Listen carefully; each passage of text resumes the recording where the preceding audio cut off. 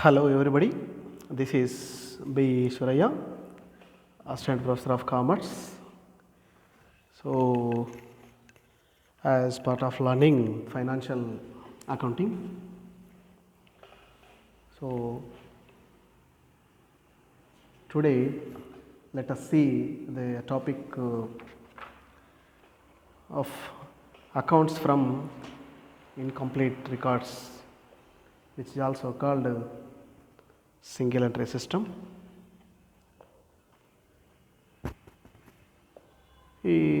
Accounts from incomplete records is a very good topic in which we use only real accounts for recording in the books and definition, understanding of accounts from incomplete records, limitations, and all things will be known. See, let us learn.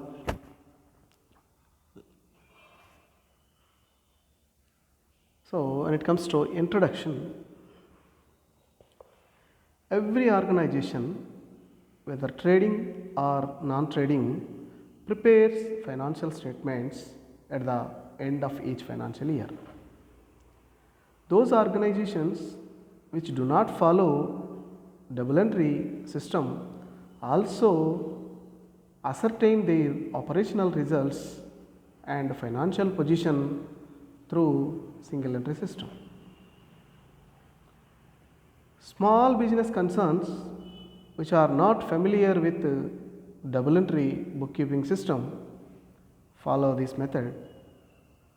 However, corporate bodies like companies, corporations, and statutory bodies do not follow single entry system, as it is mandatory to follow double entry system.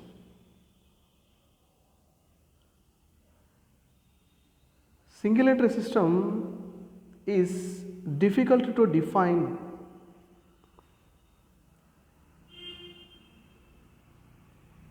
The term single entry is generally used to denote the method of maintaining book of accounts, which does not exactly follow the principles of double entry system.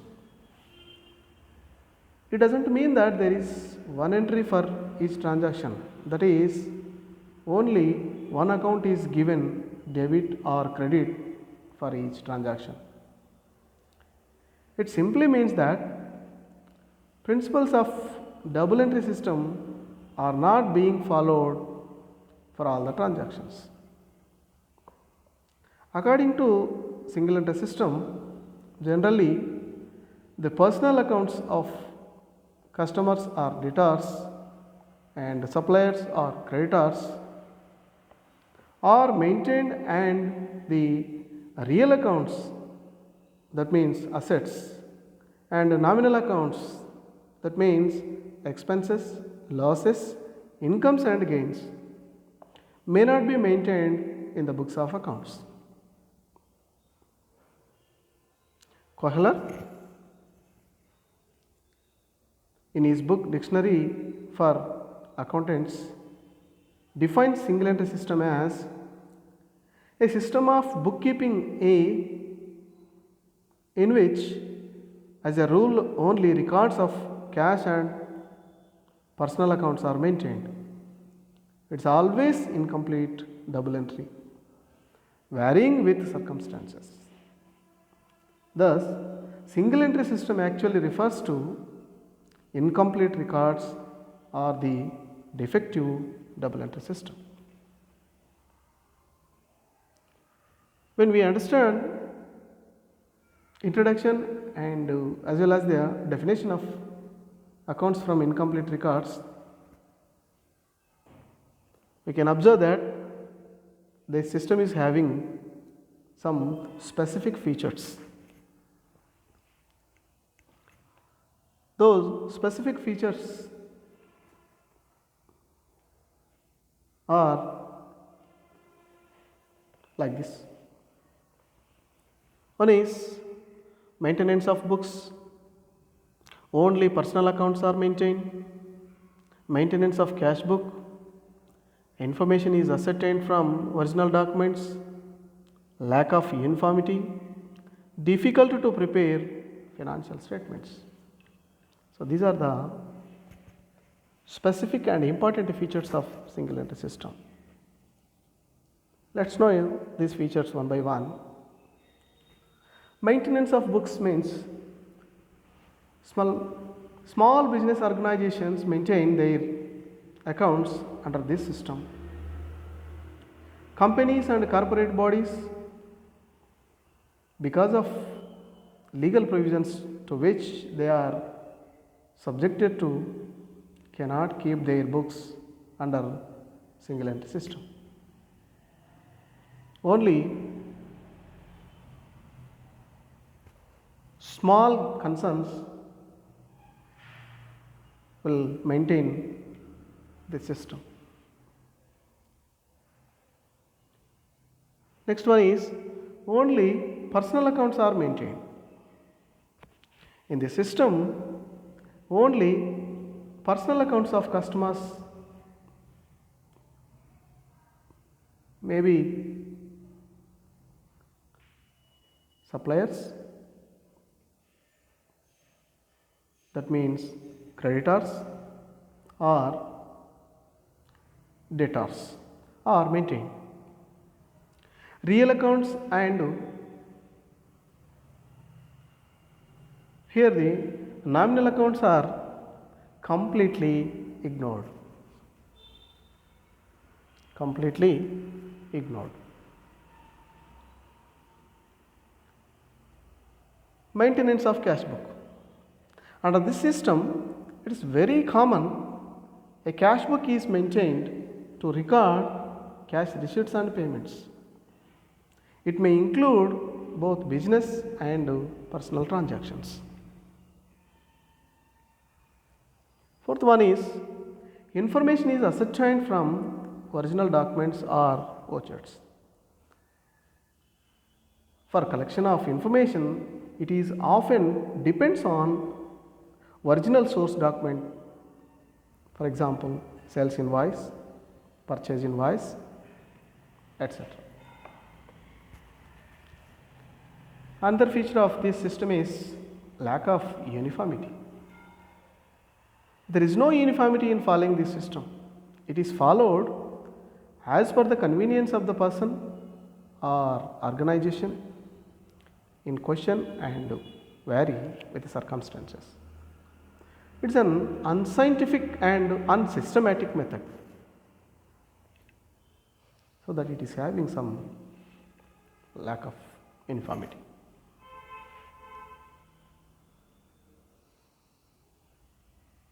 Last feature of this system is difficulty to prepare financial statements. In the absence of complete information as to nominal and real accounts, it's difficult to prepare profit and loss account and balance sheet. Profit or loss under this method is only an estimation, which gives a not an accurate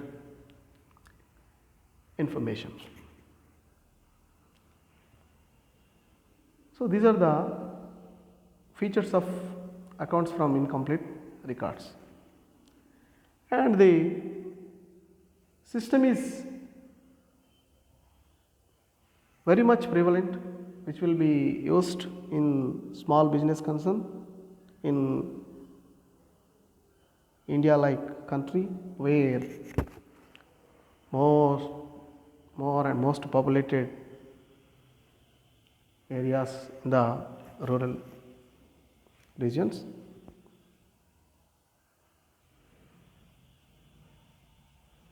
Small business only will be started and will be maintained, so that we should know about this system. When it comes to difference between single entry and double entry system, these two methods are very much different.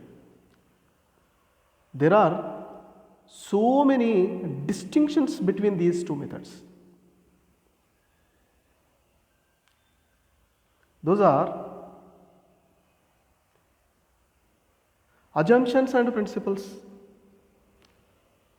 See, when it comes to this distinction, under double entry system, it is based on certain principles and assumptions.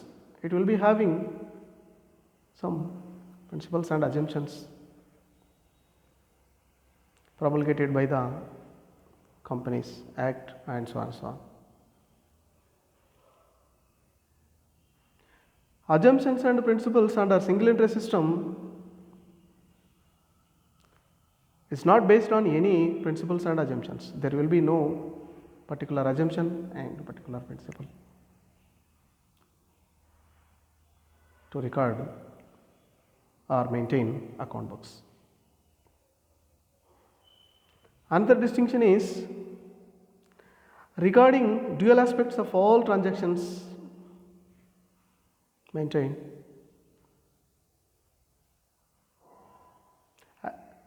This distinction under double entry system, both debit and credit aspects of all the transactions are recorded.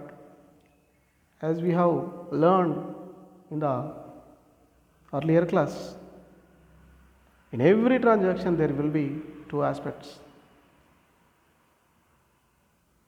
They are to be recorded. When it comes to single entry system, both the aspects of all the transactions are not recorded.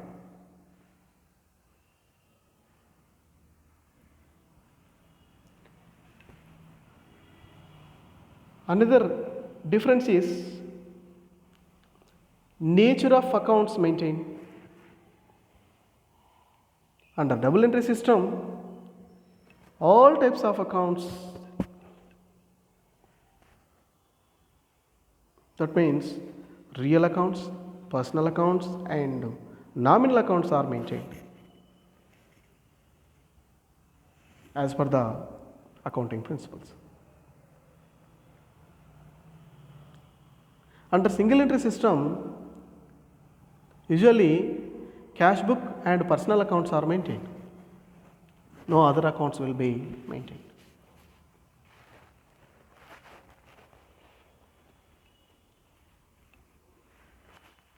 When it comes to another distinction, that is preparation of trial balance. Trial balance, which is a summary of ledger accounts, is prepared in order to ensure arithmetical accuracy in the double entry system before going to prepare final accounts. Preparation of a trial balance under single entry system is not possible. Arithmetical accuracy cannot be checked since preparation of trial balance is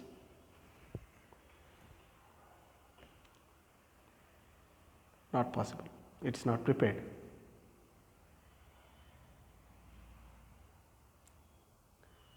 Next difference is determination of profit and loss. Under double entry system, true profits or losses can be ascertained by preparing trading and profit and loss account. Under single entry system, only estimated profit or loss can be ascertained, since trading and profit and loss account cannot be prepared.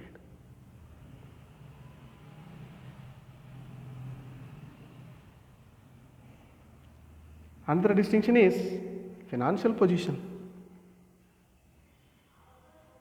Under double entry system, true financial position can be known by preparing balance sheet. Under single entry system, only estimated financial position can be known on the basis of statement of affairs. When it comes to adjustments, under double entry system, all types of adjustments are made while preparing final accounts. Under single entry system, no special treatment is given to adjustments. Utilities. This distinction is used by all types of business organizations under double entry system. Under single entry system, it is used by small traders who are not familiar with double entry system. Recognition. When it comes to this distinction or this difference, under double entry system, records maintained under this method has credibility and recognized by government. Under single entry system, no such recognition by the government and enjoys no credibility. So, these are the distinctions or differences between single entry and double entry system.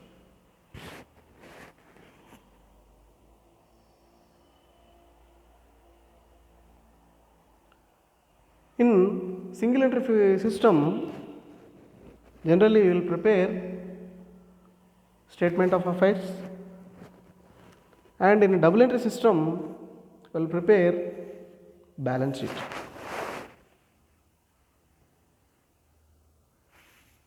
Both are prepared in the same manner, but there is a difference.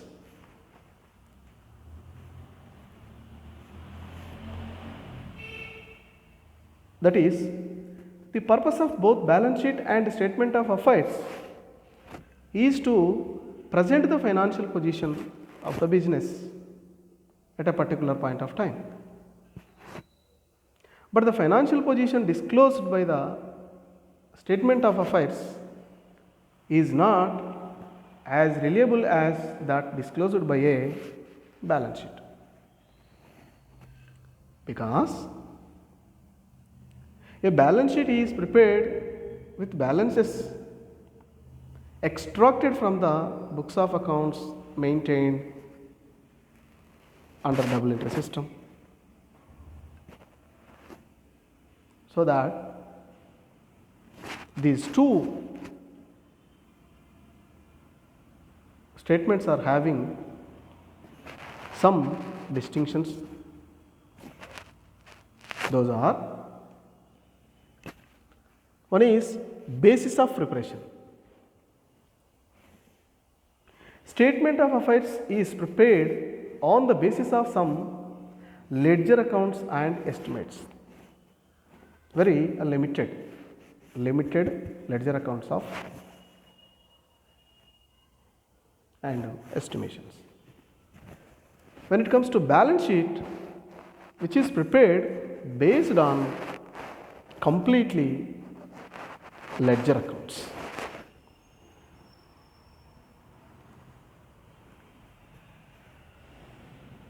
Another distinction is ascertainment of capital.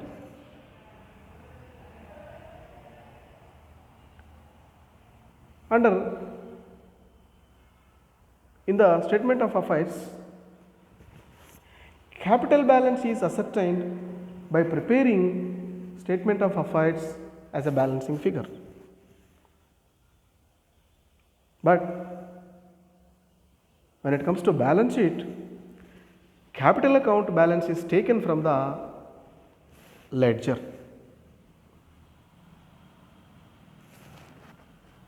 Third difference is omission of assets or liabilities.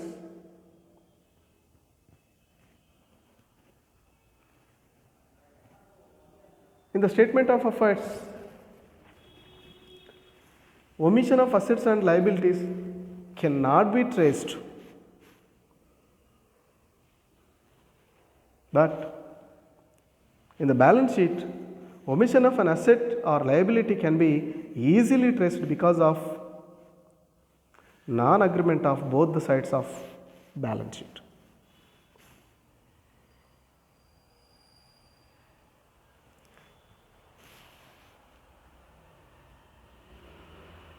Another distinction is estimated versus true. Statement of affairs shows only estimated financial position, not the exactly financial position of the concern. When it comes to balance sheet, which shows the true and fair financial position of the concern. So that is the basic difference between statement of affairs and balance sheet.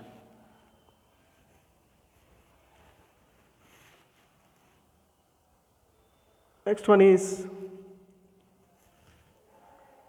types of accounts from incomplete records. That means types of single entry. There are two types of single entry systems. One is pure single entry system. Single entry in the popular sense.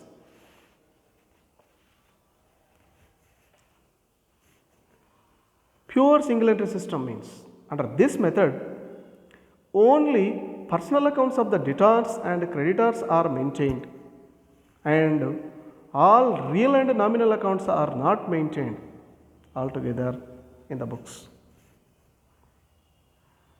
This method is not popular because even cash book, which is very important book, is not maintained. This is one of the two methods. Another popular method is single entry in the popular sense. Under this method, some subsidiary books are also maintained, but the postings are made therefrom of such entries which are related to personal accounts, that means debtors and creditors. The most important subsidiary book which is maintained is cash book. In BAIF, transactions relating to real and nominal accounts are only recorded in cash book or some other subsidiary books without applying the principles of double entry system. So that single entry system is not a popular system of accounting, but double entry system in an incompleted and disorder form. So that Carter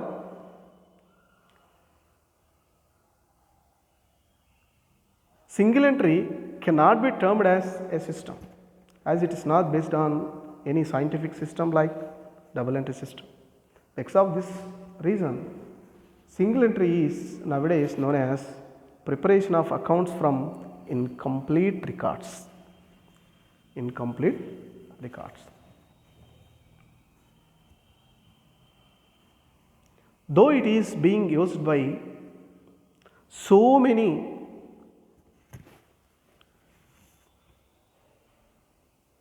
small business concerns, it's having so many limitations. Those limitations are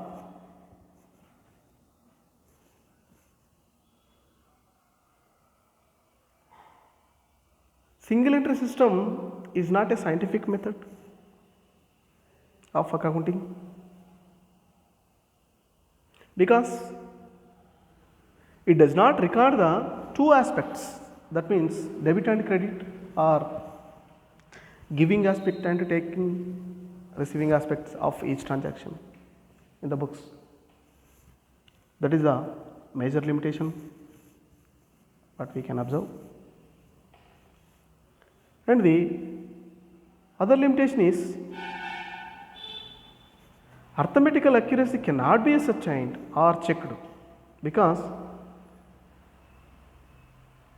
due to the non-availability of all the ledger accounts, trial balance cannot be prepared.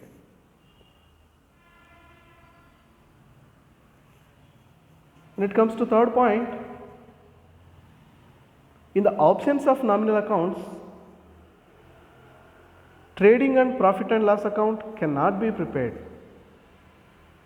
In the absence of operating and non-operating incomes and expenses, it's not possible to assess the operating efficiency of the business.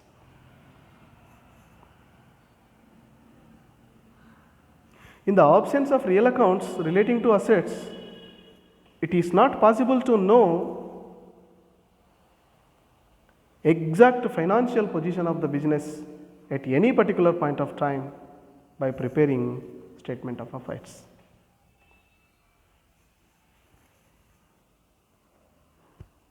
Another limitation is internal check and internal control are not possible, so that possibility for misappropriation and fraud is more in single entry system than in case of double entry system.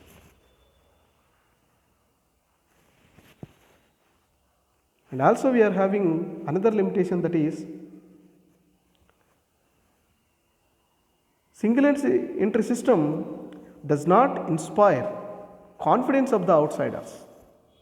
It is difficult to ascertain the value of the business, especially the value of goodwill, in the event of sale of business by the owner or an admission or retirement of a partner.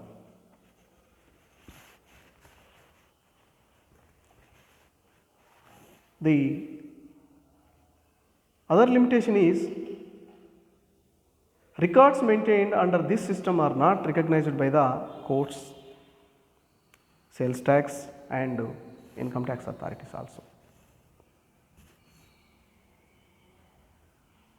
as it is not following the double entry system. There is no specific act or assumptions, principles, etc. not followed by this system. In spite of the above defects, the single entry system is quite popular with small firms which cannot afford the cost of maintaining the elaborate system of double entry system. So that we have to learn it.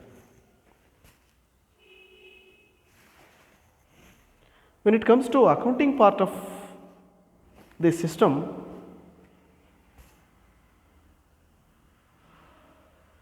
we have two methods to ascertain profit or loss from this system.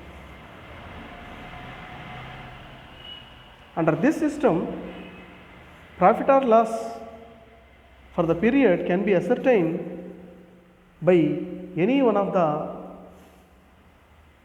of these two methods. One is statement of affairs, which is also called net worth method. Second method is conversion method, that means converting single entry system into double entry system.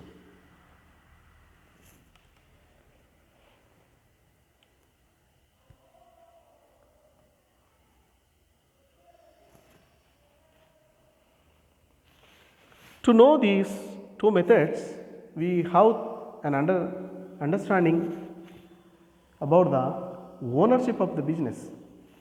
That means, in case of sole trade business, the entire capital, drawings, profit or loss related to one person. Whereas in partnership, there are more than one person involved. Hence, the capital ascertained at the beginning and end of the financial year is the combined capital of all the partners. As such, each partner's capital is to be ascertained separately by adjusting their respective drawings, additional capital introduced, share of their profits, etc., in order to draw statement of affairs of firm at the end of the financial year after ascertaining profit for the financial year. So that preparation of statement of affairs for sole trading and partnership firm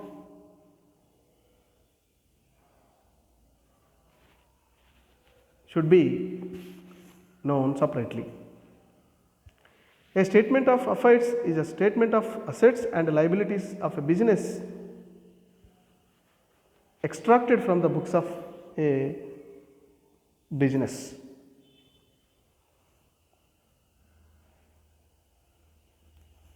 Following by a single entry system.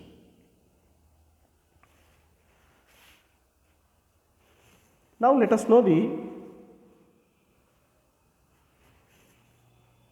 one of the two methods of accounts from incomplete records, that is statement of affairs or net worth method.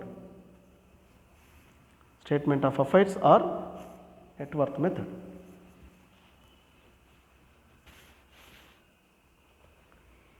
Under this method,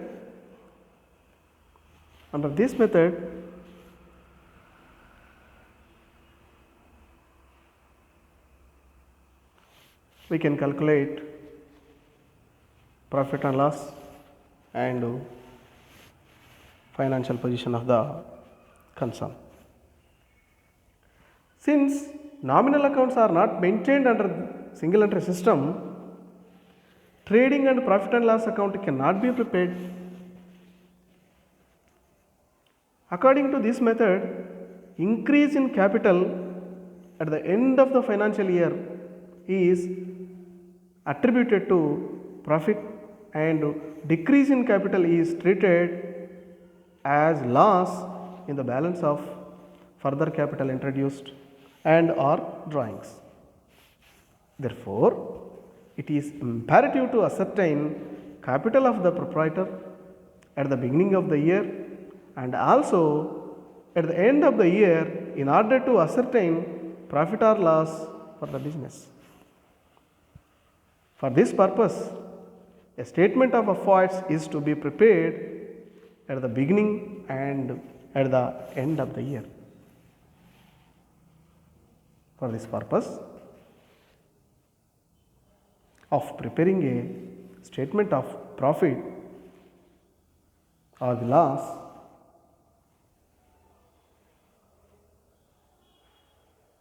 a procedure is to be followed. First, a statement of affairs is to be prepared at the beginning of the year to determine the capital at the beginning of the year, which was introduced by the owner in the beginning of the year. In the second step, a statement of affairs is to be prepared at the end of the year in order to ascertain capital at the end of the year when the accounts are closed.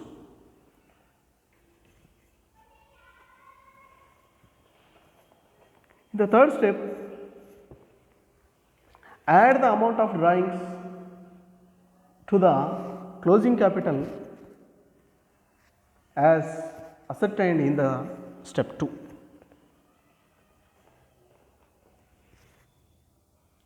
In the fourth step, deduct the additional capital introduced during the year from the closing capital as is ascertained in step 2. In the fifth step, deduct the capital at the beginning of the year from the adjusted closing capital, that is closing capital plus drawing minus additional capital which is introduced to ascertain the profit or loss.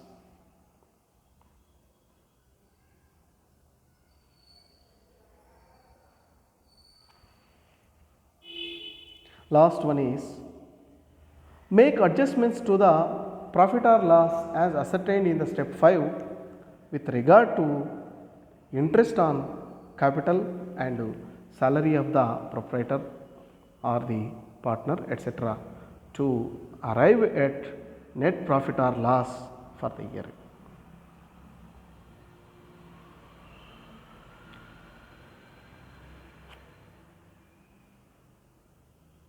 To prepare statement of affairs, format is very simple.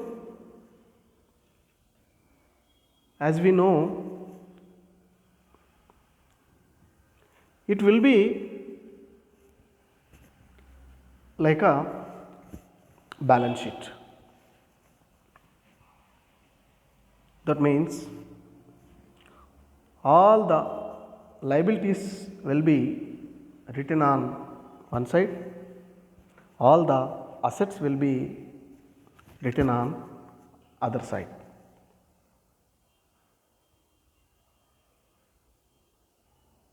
Generally, assets, whatever the assets will have in the business, like cash in hand, cash at bank, bills receivable, trade debtors, stock in trade, prepaid expenses, and all other fixed assets. On liability side, outstanding expenses, bills payable, trade creditors, bank overdraft, loans, like this. When you add all the assets and deducted liabilities, you will get some difference amount, that is called capital. If we have prepared a statement of affairs for knowing capital at the beginning, difference is opening capital. If you prepare statement of affairs with the given details at the end of the year, you will get closing capital at the end of the year. Both these, opening capital and closing capital, are very much necessary to ascertain profit or to know profit or loss of the particular concern. Here you can observe, see, format of statement of profit or loss. Title should be like this: statement showing profit or loss of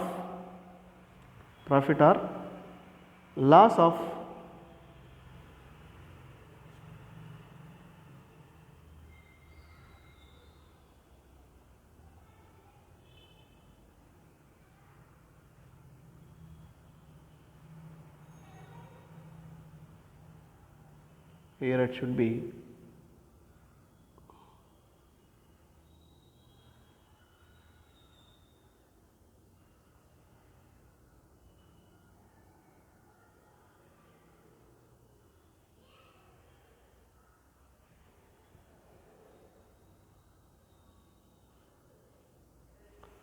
So statement showing profit or loss of so and so company for the year ending so and so date. So whatever the capital we have got by preparing statement of affairs, capital at the end of the year, to this we have to add drawings during the year, any received by the owner, closing capital, and drawings are to be added. We will get some balance. From this balance, less additional capital which was introduced during the year, we will get some net balance.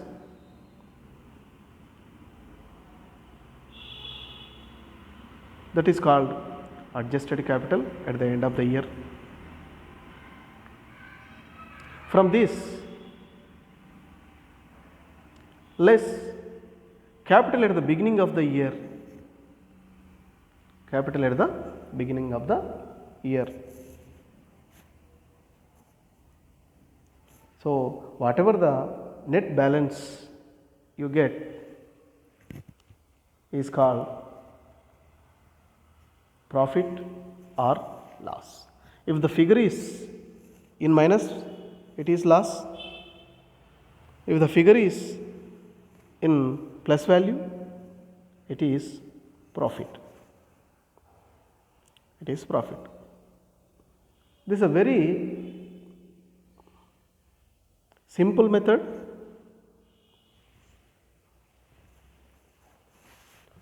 We can easily calculate. Let us take one example. Mr. Raja keeps his books by single entry system on 1/1/2019. His financial position was like this: cash in hand 2250, stock in trade 7500, sundry debtors 9800, sundry creditors 10,000, cash at bank 2000, fixtures 350, plant 15,100. And also Raja's financial position on 31st December 2019 is like this: sundry creditors 8500, fixtures 320, stock in trade 14,000, bank overdraft 3600, plant 18,100, debtors 13,300, cash in hand 2,150, his drawings during the year 8,000. With this, opening balances and closing balances, we have to prepare two statement of affairs. For the one is to know the opening capital, we have to prepare one statement of affairs, and to know the closing capital, we have to prepare another statement of affairs. See, just we have to write liabilities on one side, assets on another side. Like this, when it comes to no opening capital, so on asset sides we have cash in hand 2250, cash at bank 2000, sundry debtors 9800, stock in trade 7500, fixtures 350, plant 15,100, total becomes 37,000. On liability side, we have only sundry creditors amount is 10,000. Difference of 37,000 and 10,000 is 27,000, which is called capital at the beginning. Capital at the beginning. To know the capital at the end of the year, again we have to prepare one more statement of affairs of this person. As per the given data, cash in hand 2,150, sundry debtors 13,300, stock in trade 14,000, fixtures 320, plant 18,100. Total has become 47,870. On liability side, sundry creditors 8,500, bank overdraft 3,600. From this 47,870, we have to deduct or less 8,500 and 3,600. Difference amount will get is 35,770, which is capital at the end of the year. When we know these two things, we have to prepare statement of profit or loss. Closing capital is 35,770. To this we have to add drawings 8,000. We will get the balance 43,770. From this 43,770, less capital in the beginning, which is 27,000. Net balance is 16,770. So, in this method, like this, we have to prepare statement of affairs and statement of profit and or loss to know the loss of the profit or loss of the business concern. We are also having another method, that is conversion method, which will be explained in other class. Till that, bye. Okay.